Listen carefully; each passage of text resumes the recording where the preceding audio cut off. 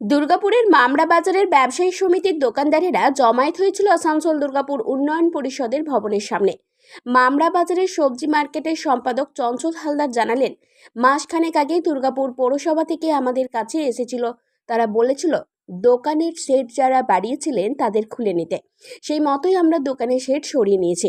কিন্তু গতকাল আসানসোল দুর্গাপুর উন্নয়ন পরিষদের থেকে আমাদেরকে বলেছেন দোকান সরিয়ে নিতে, না হলে ভেঙে দেব। আমাদের বক্তব্য, আমরা 70-80 বছর ধরে দোকান করছি, এইভাবে যদি ভেঙে দেন তাহলে আমরা কোথায় যাব? আমাদের বাচ্চাদের এডুকেশন আছে, কারোর ঘরে রোগী আছে, কারোর সংসার আছে। তাই আসানসোল দুর্গাপুর উন্নয়ন পরিষদের চেয়ারম্যানের কাছে অনুরোধ, আমাদের পাট্টা বা দলিল দেয়া হোক। সরকারি নিয়ম অনুযায়ী যে মূল্য ধার্য হয় সব বিষয়ে আমরা দিতে রাজি আছি, কিন্তু এইভাবে আমাদের উচ্ছেদ করবে না। মাসখানেক আগে ডিএমসি গিয়েছিল যে রাস্তার উপরে যে আপনাদের সানসিট পেটগুলো আছে এগুলো কেটে আপনারা পরিষ্কার করুন, যার যার শাটারের ভিতরে সবাই দোকানদারি করবেন, রাস্তার উপরে কেউ আসবেন না। ওনাদের কথা মতন সবার আমাদের বাজারের যত সানসিট ছিল যা ছিল সব আমরা কেটে হাঁটিয়ে দোকানের ভিতরেই আমরা দোকানদারি করছিলাম। হঠাৎ আগাম 22 তারিখ কালকে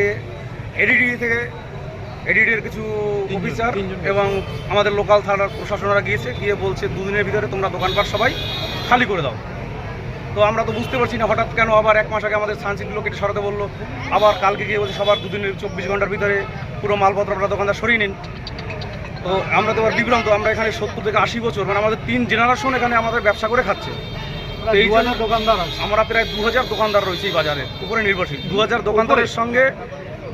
দোকানদারের সঙ্গে আরও রিলেটেড ধরুন ভ্যানওয়ালা, দোকানের স্টাফ, লেবার, এরা মিলিয়ে মোটামুটি আমরা 10-15 হাজার লোক এই বাজারের উপরে পুরো নির্ভরশীল।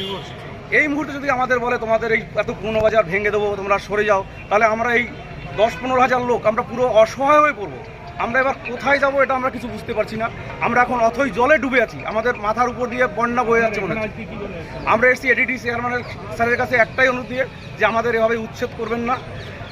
সরকারি যে নিয়ম অনুযায়ী আমাদের এই জায়গার পাট্টা বা দলিল দিতে হোক, যে সরকারি নিয়ম অনুযায়ী আপনার এটার মূল্য ধার্য হয় সেই মূল্য আমরা যে কোনো উপায়ে সরকারের খাতে আমরা দিতে রাজি আছি এবং সরকারের সব রকম নিয়মকানুন মেনে আমরা ব্যবসা করব। তাই এটা এডিডিএর চেয়ারম্যান স্যারের কাছে আমাদের অনুরোধ করতে আমরা এসেছি যে আপনারা আমাদেরকে এইভাবে উচ্ছেদ করে দেবেন, আমাদের রাস্তায় বসিয়ে দেবেন না। কারণ আমাদের কারো ছেলেমেয়ের এডুকেশনের ব্যাপার আছে, সংসার আছে, কারো ঘরের পেশেন্ট আছে, কারো ক্যান্সার আছে, কেউ সুগার পেশেন্ট, মানে এদের নিয়ে সবাই আমরা অথই জলে না ভেসে যাই এই অনুরোধ করতেই এসেছি যে আমাদের এটা আপনারা পার্মানেন্ট করে দিন। এবং আমরা সরকারি সব রকম সহায়তার জন্য আমরা আছি, সরকারের বিরুদ্ধে আমরা নই। আমরা চাই আমাদের ট্যাক্সারগুলোকে যার যেরকম আছে সেখানে এসে তারা পাট্টা বা আমাদের দলিল দিয়ে দিক। ব্যবসায়ী দেবাশিস ঘোষও অনুরোধ রাখেন যাতে এডিডিএর সব দিক ভাবনা চিন্তা করেই সিদ্ধান্ত নেয়। আমরা এসছি আজকে আমাদের মামলা বাজারের থেকে জমায়েতটা হলো কালকে 22 তারিখে আছে এডিএ থেকে হঠাৎ করে 3 জনে গিয়ে প্রশাসন নিয়ে যে বলছে যে দোকানদারদের খালি করতে হবে, কিন্তু তার 1 মাস আগে ডিএমসি থেকে দাগ দিয়ে যারা এসেছিল তাদের কিন্তু দোকানগুলো কেটে পিছিয়ে নিয়ে যাওয়া হয়েছে। হঠাৎ করে 1 মাস আগের থেকে যে আমাদের এই প্রোগ্রামটা করা হলো, তারপরে বাজার পুরো খালি হয়ে গেছে, রাস্তাঘাট পুরো ফাঁকা, তা সত্ত্বেও এডিডি গিয়ে এখন বলছে যে দোকান খালি করতে হবে। কিন্তু ব্যাপার হচ্ছে যে আমরা 2000-এর উপরে দোকানদার রয়েছি, এতগুলো দোকানদার এরপরে কি করবে বা কোথায় যাবে, এতগুলো তার পেছনে এত ফ্যামিলি রয়েছে।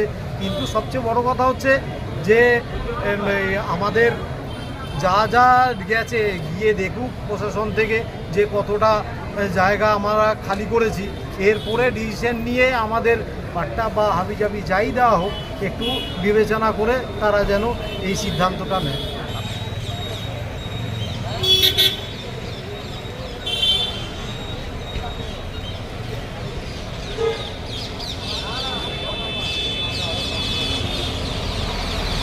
দুর্গাপুর থেকে কৌশিক বাসুর রিপোর্ট, 99 নিউজ বাংলা।